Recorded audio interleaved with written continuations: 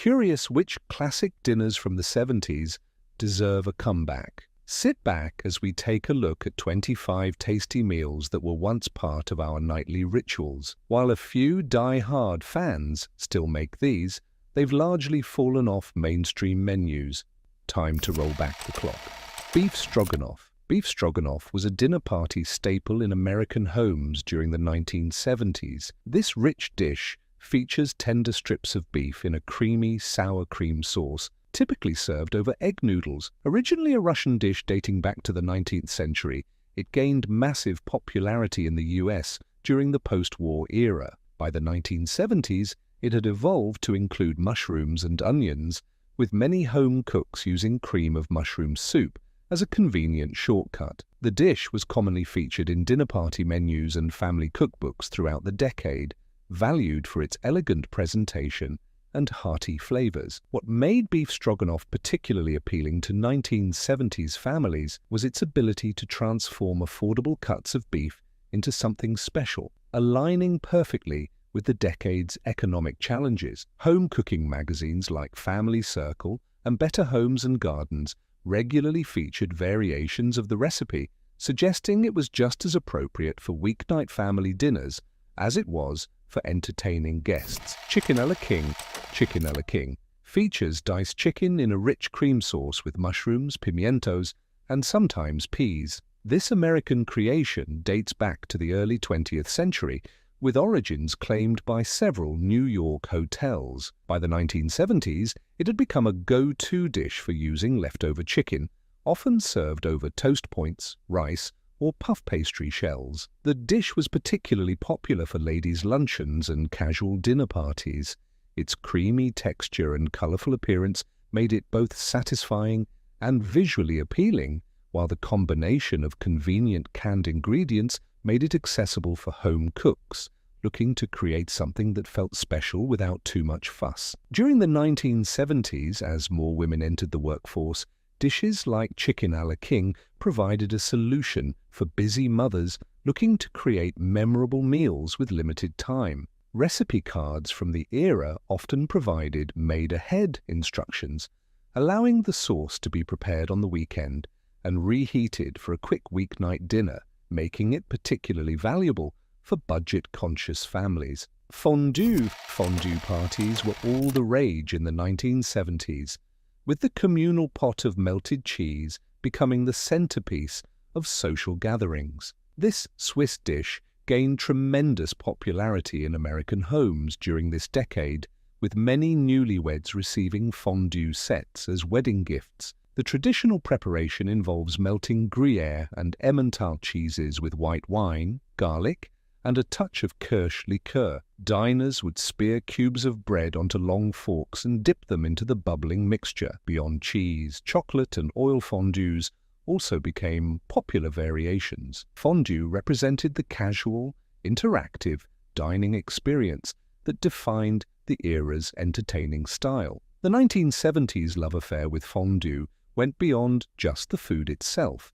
It embodied the decade's appreciation for social dining experiences that encouraged conversation and connection. Fondue parties were seen as modern and somewhat exotic, allowing suburban Americans to add European sophistication to their homes without requiring advanced cooking skills. The fondue craze reached such heights that specialized fondue restaurants opened in major cities, featuring cheese, oil, and chocolate variations. Quiche Lorraine became a symbol of sophisticated dining in 1970s America. This savory French tart consists of a flaky pastry crust filled with eggs, cream, bacon, and Swiss cheese. Initially popular in upscale restaurants, it quickly found its way into home kitchens as Americans embraced French cuisine. Women's magazines of the era regularly featured quiche recipes, positioning it as the perfect dish for brunches and light dinners.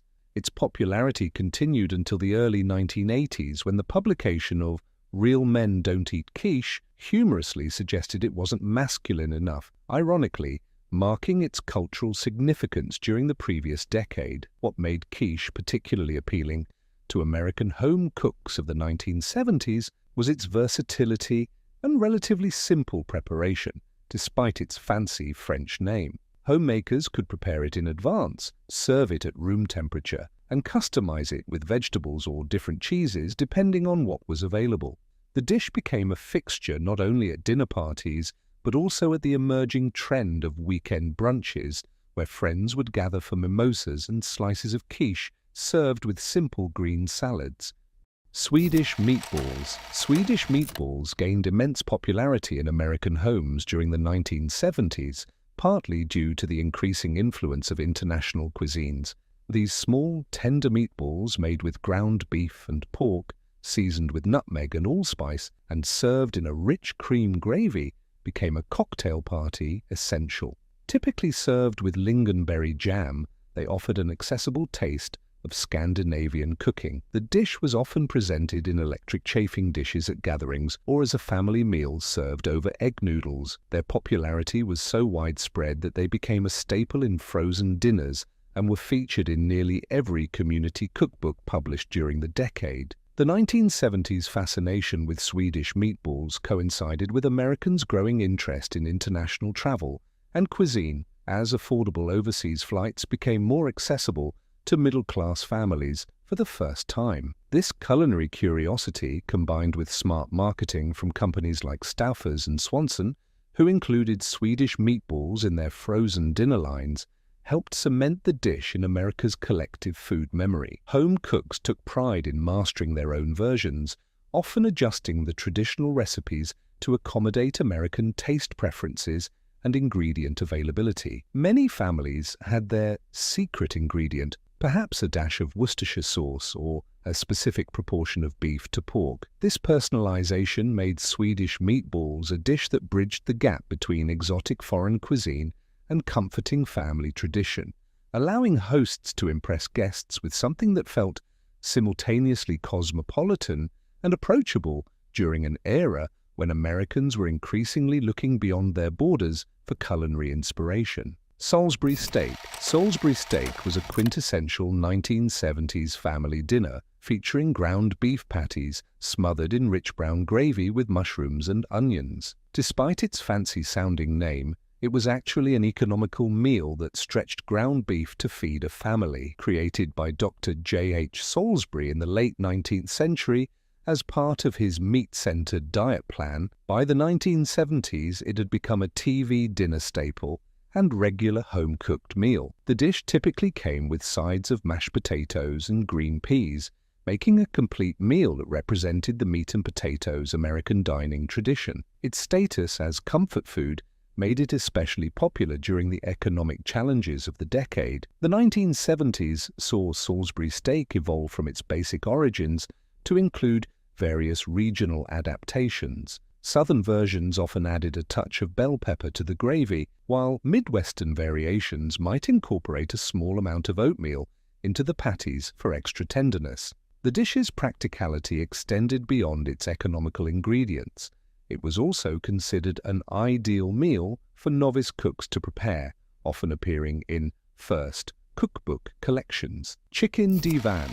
Chicken divan is a comforting casserole featuring chicken and broccoli, smothered in a creamy cheese sauce, baked to golden perfection. It originated in the early 20th century at the Divan Parisian restaurant in New York City, named for the place that created it. Initially designed as a showcase of the chef's skills in French cooking, chicken divan made its mark in the mid-20th century as a dish that blended sophistication with simplicity. During the 1970s, it became a popular way to use leftover chicken, with many home cooks adapting the recipe using convenience products like canned soup. The dish represented the era's love for creamy casseroles that could be prepared ahead and feed the whole family. The adaptability of chicken divan made it particularly appealing during the energy crisis of the 1970s, as it could be baked alongside other dishes to efficiently use oven space and reduce energy consumption, a common concern during the decade's fuel shortages. Home economists writing for magazines like Good Housekeeping often promoted casseroles like chicken divan for their one-dish efficiency. The dish also bridged the gap between generations. Older cooks appreciated its roots in classical cuisine, while younger homemakers embraced the simplified versions using cream of chicken soup. Many families made it on Sunday using leftover roast chicken, creating a weekly tradition that signaled the beginning of a new week. School cookbooks and church fundraising collections invariably included at least one version of chicken divan, often with personal touches like water chestnuts for extra crunch or a sprinkle of sliced almonds on top, showing how deeply embedded this dish had become in American family cooking by the mid-1970s. Stuffed bell peppers. Stuffed bell peppers were a 1970s dinner staple, featuring bell peppers filled with a mixture of ground beef, rice, tomato sauce, and cheese. This economical and colorful dish allowed home cooks to stretch ground beef while creating a meal that looked impressive. The standard preparation involved parboiling peppers, stuffing them with the meat mixture, and baking until tender. During the 1970s, variations emerged incorporating convenience products like instant rice and canned tomato soup. These stuffed peppers featured regularly in women's magazines of the era as a way to add vegetables to family meals in a format that even picky eaters would enjoy. Typically served with additional tomato sauce, they made for a complete one-dish meal. The visual appeal of stuffed peppers, their vibrant colors and neat presentation, made them ideal for the growing trend of casual dinner parties during the 1970s. Home cooks often took pride in creating eye-catching arrangements using a mix of green, red, and yellow peppers at a time when colorful food presentation was gaining appreciation beyond fine dining. Tuna noodle casserole. Tuna noodle casserole was a budget-friendly staple in 1970s households across America. This humble yet satisfying dish combines egg noodles, canned tuna, and cream of mushroom soup, topped with crushed potato chips or breadcrumbs. Originally gaining popularity during the Depression and World War II due to meat rationing, it remained a go-to weeknight dinner throughout the 1970s. The dish represented the era's reliance on convenient pantry ingredients and one-dish meals that could feed an entire family economically. Many recipe cards from the period show variations with added peas, cheese, or pimientos for extra flavor and color. While often mocked today as emblematic of dated American cooking, it provided reliable comfort in many homes during a decade marked by economic uncertainty. The 1970s versions of tuna casserole reflected the era's growing nutritional awareness, with many recipes suggesting whole wheat noodles or added vegetables to increase the meal's health benefits. Campbell's Soup Company actively promoted the dish in their advertising campaigns, positioning it as a solution for busy mothers juggling work and family responsibilities. If you're enjoying this trip down memory lane, consider supporting us on Patreon. Your membership helps us uncover more forgotten classics and bring them back to life. The link is in the description below, where you'll also find exclusive content about additional recipes and cooking techniques from the era that we couldn't fit into this video. Now let's continue our delicious journey through the 1970s. Ham steak with pineapple. Ham steak with pineapple offers a delightful contrast of flavors, featuring a grilled ham steak topped with a juicy pineapple ring. This simple yet appealing dish first gained popularity in the United States during the mid-20th century, becoming a go-to for easy, satisfying dinners throughout the 1970s. The process involves grilling or pan-frying the ham steak until nicely browned, then crowning it with a pineapple ring and occasionally a maraschino cherry for a festive touch. The sweet and savory combination was particularly appealing as Americans embraced tropical flavors, often accompanied by sides like scalloped potatoes or green beans. Ham steak with pineapple made for a well-rounded, hearty meal that represented the era's love for combining convenience with a touch of whimsy. The 1970s marked the height of America's tiki culture fascination, which influenced home cooking with Polynesian-inspired flavors and presentations. Ham with pineapple perfectly embodied this trend, bringing a touch of perceived exoticism to middle-class dinner tables. Many home cooks enhance the dish with a brown sugar glaze or a splash of rum, creating a caramelized finish. Chicken cordon bleu. Chicken cordon bleu is a sumptuous dish composed of breaded chicken breasts stuffed with ham and cheese. Its name, cordon bleu, which translates to blue ribbon from French, hints at its esteemed origins. Thought to have started in Switzerland around the mid-20th century, it soon won over American palates. The method involves flattening chicken breasts, layering them with ham and Swiss cheese, rolling them up, covering them in breadcrumbs, and then frying or baking until beautifully golden. The popularity of chicken cordon bleu in the United States was significantly driven by the rise of gourmet frozen meals in the 1970s, where it became a favorite for its ability to retain taste and texture even after freezing and reheating. Often featured at formal dinners or special occasions in the 70s, it was prized for its crisp outer shell, encasing a lusciously gooey and savory center. During the 1970s, chicken cordon bleu represented the perfect compromise between sophisticated European cuisine and American practicality. It was impressive enough to serve to guests, but straightforward enough for home cooks to master. The dish frequently appeared on dinner party menus alongside rice pilaf and asparagus, creating a color palette on the plate that was considered elegant by the standards of the time. Women's magazines offered numerous variations to keep the concept fresh. Some used different cheeses like Gruyere or mozzarella, while others substituted prosciutto for the ham. As more women entered the workforce during the decade, partially prepared versions began appearing in supermarket meat departments, allowing busy professionals to serve a seemingly complex dish with minimal weeknight effort. The satisfying moment when the knife first cuts through the crisp exterior, releasing the melted cheese, became one of the theatrical dining experiences that characterized special occasion meals of the era, providing not just nutrition, but entertainment at the family table. Steak Diane. Steak Diane is an iconic dish featuring tender beef steak, smothered in a delectable cognac sauce, often flambéed right at the table for a touch of dining drama. Originating in mid-20th century America, this dish is named after Diana, the Roman goddess of the hunt. Its preparation includes pan-frying beef tenderloin and concocting a sauce from the pan juices, cognac, butter, mustard, and Worcestershire sauce. Adding a flambé enhances the rich flavors of the sauce dramatically. Steak Diane's allure was heightened by its theatrical preparation, often becoming the centerpiece of dining experiences in fine New York City restaurants such as the Drake and the Sherry Netherland, where celebrities frequently dined. Thought to have debuted in the 1950s in New York City, it quickly became a cornerstone of high-end dining through the 1970s. It was often served with mashed potatoes or vegetables, embodying the elegance of mid-century dining.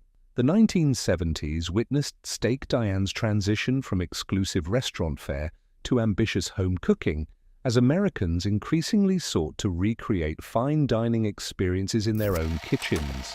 Duck à l'orange. Duck à l'orange is a venerable French dish that pairs roasted duck breast with a vibrant, tangy orange sauce. Its rich history dates back to the 19th century, enjoying popularity among French aristocrats. The duck is typically roasted to achieve a crispy exterior, while the sauce is crafted from a reduction of orange juice, stock, and a hint of Grand Marnier or Cointreau. By the 1970s, this dish had become a hallmark of sophisticated home dining, frequently chosen for elegant dinner parties or special occasions. The delightful contrast between the rich, savory duck and the fresh, citrusy sauce creates an unforgettable flavor profile that showcases the dish's aristocratic French origin. The meticulous preparation and exquisite presentation made duck à l'orange a true culinary masterpiece that symbolized the growing American interest in international gourmet cooking during the decade. For 1970s, home cooks preparing duck à l'orange represented a culinary achievement worth boasting about, a dish that required planning, technique, and timing to execute properly. Julia Child's detailed demonstration of the dish on her PBS show, The French Chef, gave Americans the confidence to attempt this restaurant-quality meal at home. Waldorf salad. Waldorf salad was a refreshing side dish that found its place on many 1970s dinner tables. Created in the late 1890s at New York's Waldorf Astoria Hotel, this salad combines crisp apples, celery, walnuts, and grapes in a mayonnaise dressing. During the 1970s, it became a staple at dinner parties and holiday meals, often served on a bed of lettuce as an elegant first course. The dish represented the era's fascination with classic American cuisine given a fresh interpretation. Variations emerged during this period, with some recipes adding miniature marshmallows or substituting yogurt for some of the mayonnaise to create a lighter version. The contrasting textures and sweet-savory flavor profile made Waldorf salad particularly popular during a decade that embraced both tradition and innovation in home cooking. The 1970s saw Waldorf salad evolve beyond its hotel restaurant origins to become a fixture at ladies' luncheons and bridge club gatherings, where its elegant presentation in individual lettuce cups signaled attention to detail and culinary refinement.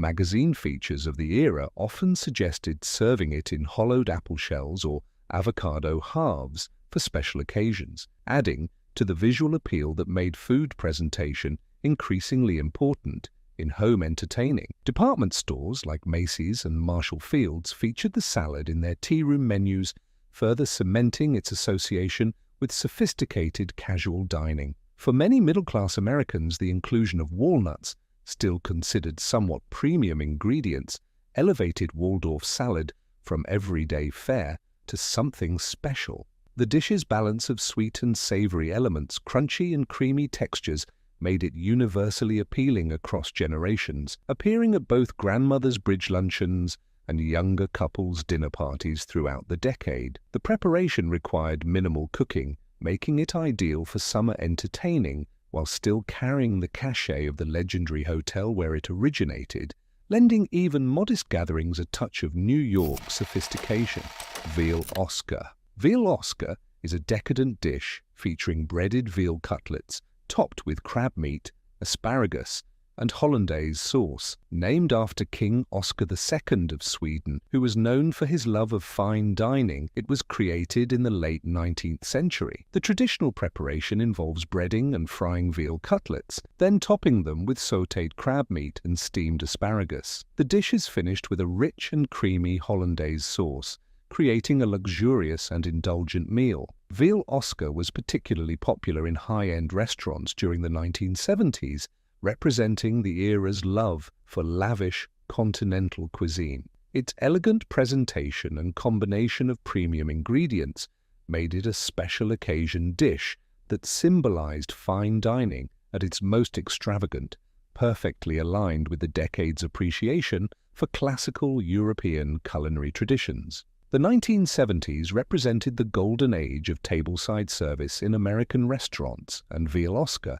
frequently starred in these theatrical dining experiences, with the final assembly and sauce application performed dramatically before diners' eyes. The dish exemplified the surf and turf concept that captivated American diners during this period. Sole meunière.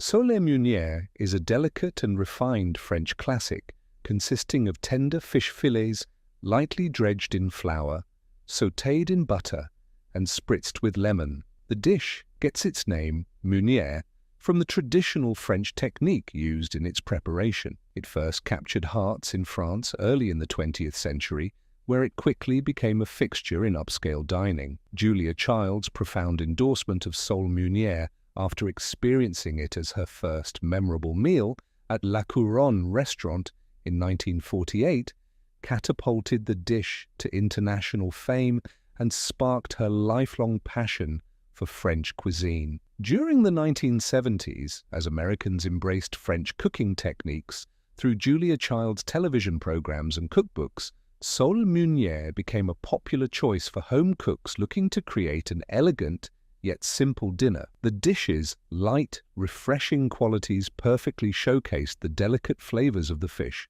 The 1970s health consciousness movement, which began to question America's meat-heavy diet, helped propel sole meunière to popularity as consumers sought lighter protein options. The dish's relative simplicity, requiring just a few quality ingredients, aligned with the decade's nascent interest in ingredient-focused cuisine. Chicken Kiev. Chicken Kiev packs a punch with its chicken breasts stuffed with herbed butter, all wrapped up in a crispy breadcrumb coating. The dish stirs up a bit of a debate about its roots. Some folks reckon it was whipped up by French chefs back in the early 19th century, while others swear it was crafted by a Ukrainian chef in a Moscow kitchen in the early 20th century. Regardless of its backstory, Chicken Kiev began turning heads internationally around the mid-20th century, becoming the go-to at dinner parties and special events throughout the 1970s. The traditional preparation, flattened chicken breasts, tuck in a mix of butter, garlic, and herbs, roll them up, bread them, and fry to a golden brown. When sliced, the butter inside bursts out, making a rich, flavorful sauce. By the 1960s, it had secured its spot on menus across America, often served with a side of vegetables or rice. The 1970s fascination with Chicken Kiev coincided with growing American interest in Eastern European cuisine, partly influenced by détente and increasing cultural exchange with the Soviet bloc during this period of diplomatic thawing.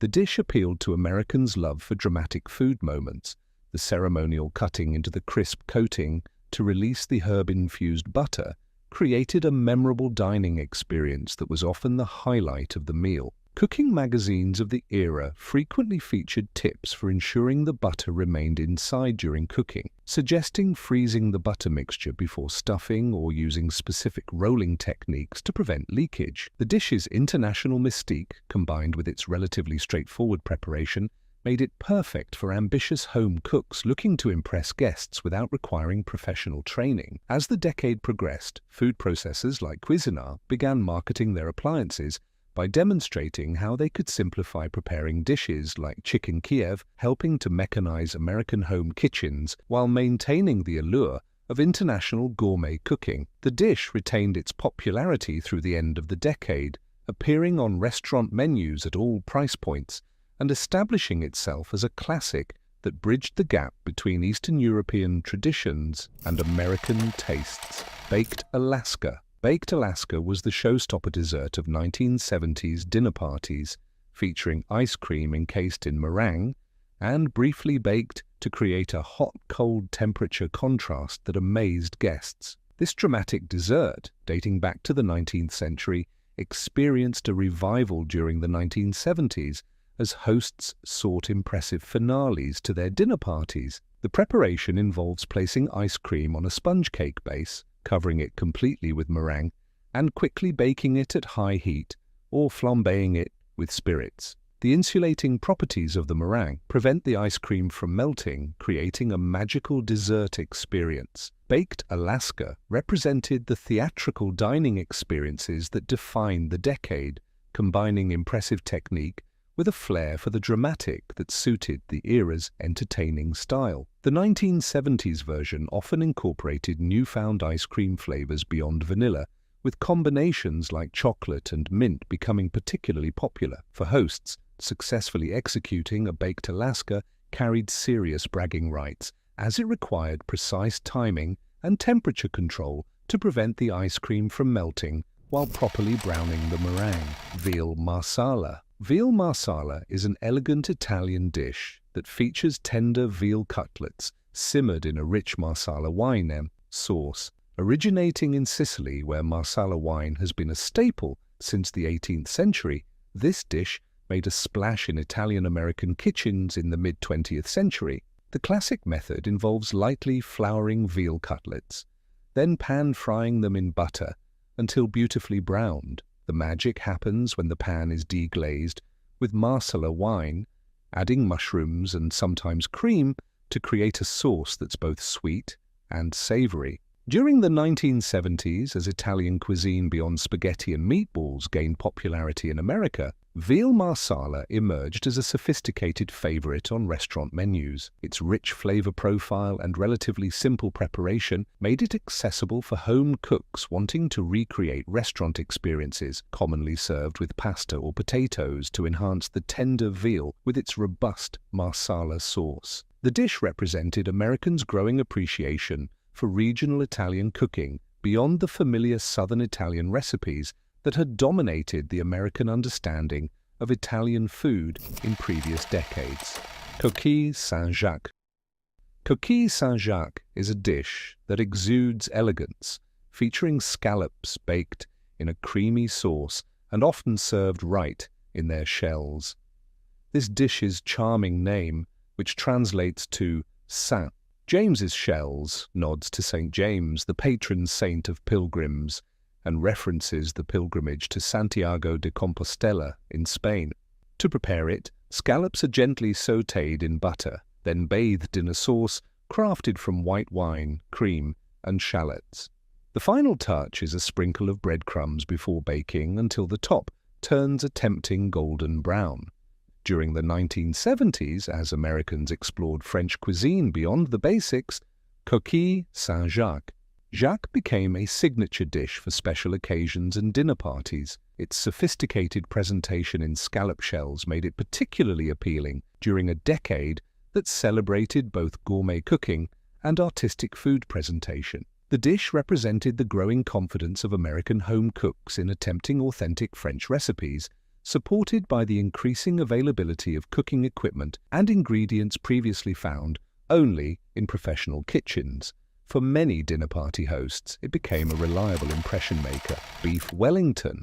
Beef Wellington was the ultimate special occasion gourmet dish of the 1970s, featuring a beef tenderloin coated with pâté and mushroom duxelles, wrapped in puff pastry and baked until golden. Named allegedly for the Duke of Wellington, this elaborate dish represented the pinnacle of sophisticated entertaining during the decade. Preparing beef Wellington was considered the mark of a serious home cook, requiring multiple steps and careful timing to achieve a perfectly medium-rare center. The dish frequently appeared in gourmet magazines and cookbooks of the era, positioned as the centerpiece for milestone celebrations. Its combination of premium ingredients and impressive presentation made it particularly popular during the holidays. Though labor-intensive, beef Wellington epitomized the 1970s enthusiasm for ambitious cooking projects that showcased culinary skill. The dish represented the era's fascination with European cuisine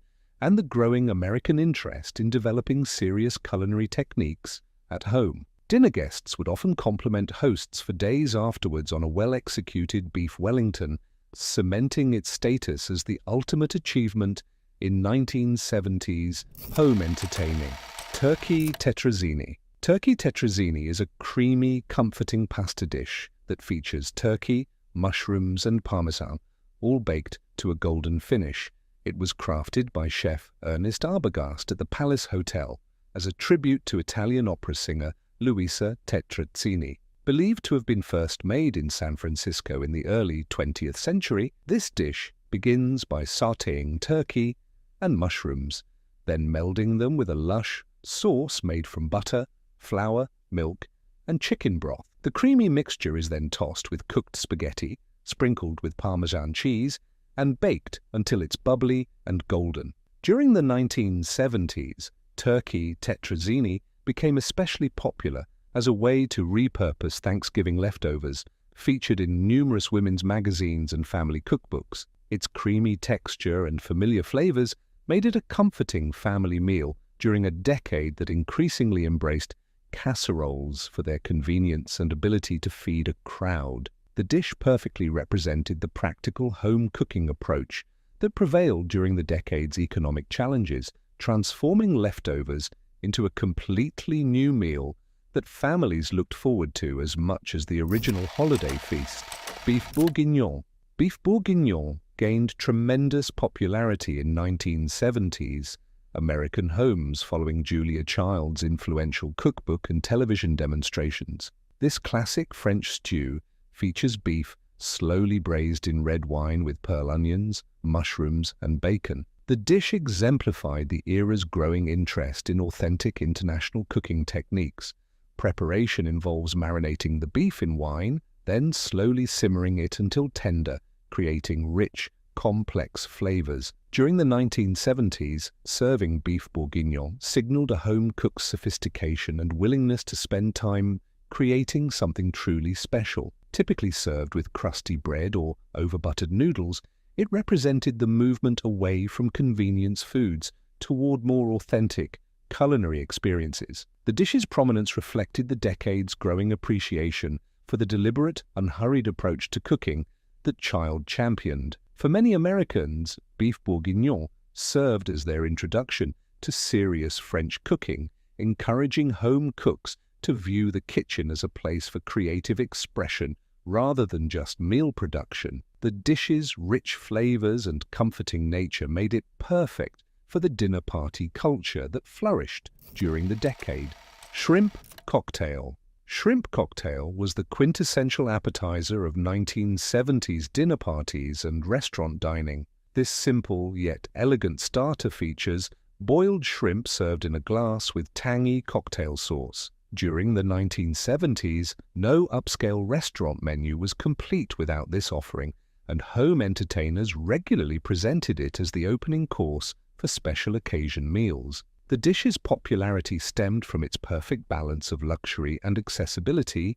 Shrimp was considered a premium ingredient, yet the preparation was straightforward enough for home cooks. The presentation in specialized cocktail glasses with the sauce in the bottom and shrimp hanging decoratively around the rim became iconic of the era. Shrimp cocktail represented the 1970s ideal of sophisticated yet unpretentious entertaining, offering a touch of luxury that didn't require advanced culinary skills. The cocktail sauce itself became a point of pride for many home cooks, who guarded their special recipes with secret ingredients like a dash of bourbon or a particular brand of chili sauce. The dish's popularity was so pervasive that specialized glassware designed specifically for serving shrimp cocktail became a common wedding gift throughout the decade. Surf and turf? Surf and turf really takes the cake for a luxury meal, merging the delights of sea and land by pairing a succulent steak with lobster. This gem debuted on the American dining scene back in the 60s,